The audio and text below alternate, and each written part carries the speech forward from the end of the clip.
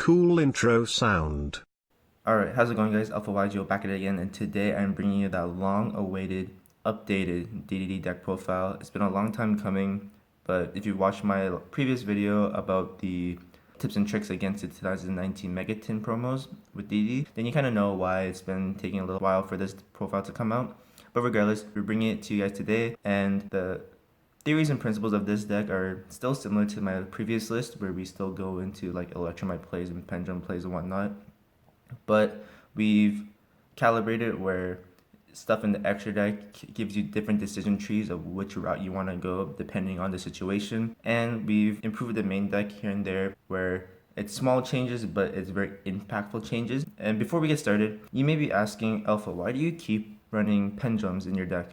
Why do you keep running Electromite? And the reason is because doing a lot of research for this deck, there's just no other early game link monster we can make that not only gives us those good arrows, but can facilitate any resource class of value like Electromite, because other link 2s we make, like, sure, gives us the arrows, but it doesn't net us any value. And in a combo deck like DDD, we need those extra cards. Like Electromite gives us cards in the extra deck, gives us a draw, etc., etc. It gives us resources and values. It lets us keep going even after making it, which, you know, unlike other links, once you use like maybe like 2 cards to make that link, you're only then playing with like 3 cards in your hand. At least with this, you're getting some value back while getting those arrows. And it's unfortunate because stuff like Needle Fiber, which is like almost an honorary DD monster, along with Gilgamesh, these cards will do the exact same thing where we can, you know, get that value with those arrows. But at the moment, we can't do that because they're not out yet. So we have to use Electromite at the moment.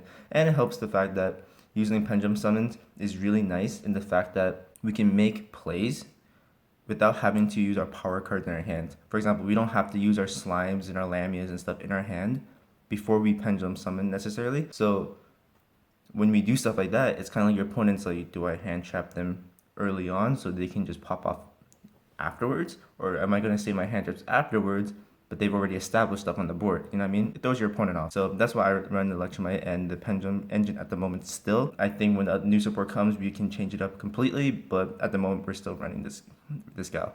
So without further ado, let's just get started.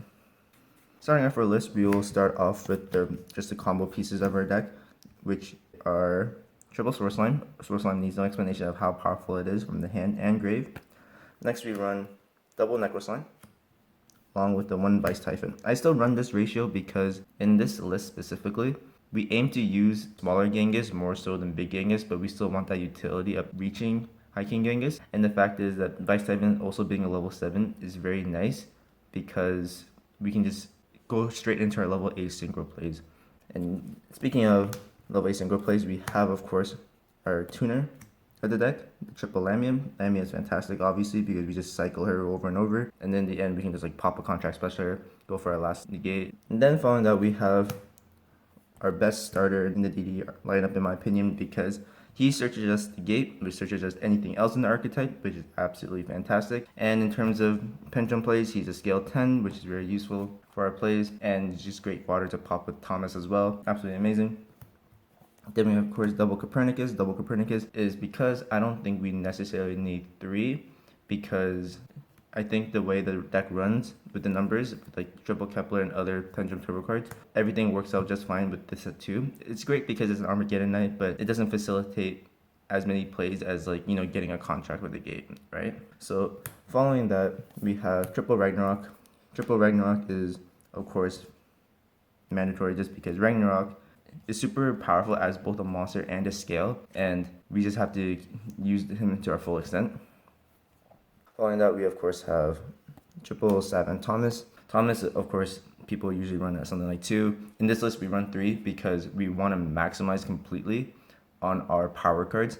If you've noticed so far, we are basically running everything at near max count, except for, you know, give or take a couple things. But we're making our DD engine as efficient as possible by running everything at max count and trying to ensure that we can draw that variety of them. And Thomas is obviously amazing because it's resource gain through the scale effect, and it's power play through the monster zone. And the 2 DD monsters that you do not have to run, but I run in this list, is Doom King and Proud Ogre.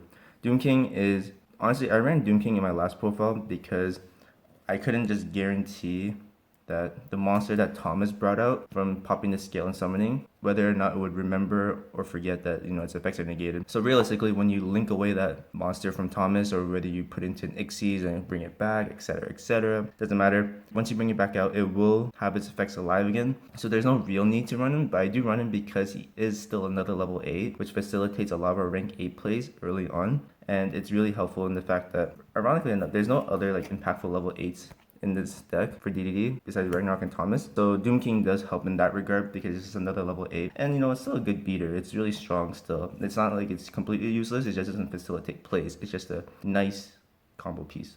And Proud Ogre, similar in that regard, where we mentioned in our previous video for the tips and tricks, where it can facilitate high Wave King Caesar early on, which can be very powerful against decks that are trying to abuse Nibiru and whatnot. So this is still useful in my opinion, where we can just facilitate that early negate early on to help continue the rest of our plays. But again, these two are not mandatory. These two can be switched for almost any other card, and I'll showcase some ideas of what you can do at the end, but I'm just running these two. They still work perfectly fine. Next we have triple Curtain Raiser. Now we come to one of our major changes in the deck, where we have replaced the Dark Worm engine for the Mythical Beast engine, and I'm absolutely loving the Mythical Beast engine because it not only does what Dark Worm engine does, but in my opinion it does it a little bit better. The reason is I'm just not a big fan of running Shrine at multiple copies, because once you just draw into those multiple copies, they're usually dead because you have monsters on board. You're not going to keep dumping a Dark Worm to facilitate things. The power of Dragon Shrine is just weaker and weaker as the turns go on. But the great thing about these guys is, one, when you scale Cerberus as your first play, people are very tempted to Ash Cerberus because they're like, oh, they're going to be stuck into 4. And they're just going to assume you're playing Pen Magician or something. You're like, oh, this guy's going to have a really rough time. But then you're like, but scale 4 is absolutely fine for our deck because we only want to summon those level 8 DD monsters. Actually, having Cerberus in our scale doesn't do anything at all. Wasted an Ash, and we can let our Dark Contract with a Gate resolve, which is even more important. And I'm like, this is amazing Ash bait. And on top of that, it's whether we do it in the midst of our plays or not, we can still turbo out a level 8 in the midst of our plays, which can facilitate rank 8s, or of course its primary purpose, which is a turbo card for a Pendulum monster to make Electromite. It has so many different purposes, and one of my favorite things is, if you remember the combo that we have previously with the Coach King Trainer and all those shenanigans with making a rank 8, that we scale one of our Pendulum turbo cards with their Kepler in the other scale and Pendulum some of the level 8s. The great thing about that is, let's say we scale a Jackal and scale a Kepler. When we use Thomas to pop that Kepler, we will now have an empty secondary scale, and the following turn, Jackal King can pop itself to special that Cerberus from our extra deck again. And so it's like, your opponent is already going to struggle to break through your board, but then you have amazing follow-up play with Jackal, bringing out another level 8. Once you activate some other spells and get some counters on it, it's just like decimating their board and going for game. And I'm just like, this follow-up play is absolutely amazing, and it serves more purpose than something like Dark Worm, because it's just like, we don't get to really pendulum summon those other turbo cards out. But the utility of these guys is just absolutely amazing, and I really like these guys. Following that though, we of course have the MVP spell of the deck, which is Dark Contract with the Gate, searchable through Kepler, and just nets us a lot of value. What can I say? It's just our Rhoda of the deck. Very great card. We also run one Swamp. It's good because it's still a combo piece in a sense, because it acts as a Swirl Song and a Necrosong. The only problem is the fact that it's not a monster itself, which can be a little debilitating depending on our hands. But in the end, it's still a good card. Maybe changeable, but I still think it's worth it at 1. Following that, we have Triple Allure Darkness. The only non-dark monster we run now is Mythical Beast Cerberus, and everything else is literally dark monsters, so running Allure is still very much worth it, and it can fix our hands quite nicely. And random 1-0s, which is 1-for-1, and Foolish Barrel. Foolish Barrel, of course, facilitates a lot of plays with Grave Presence and 1-for-1. Does the same thing where we can put things into grave that we really want and summon out impactful level 1, whether it's Kepler, whether it's a Lamia, whatnot.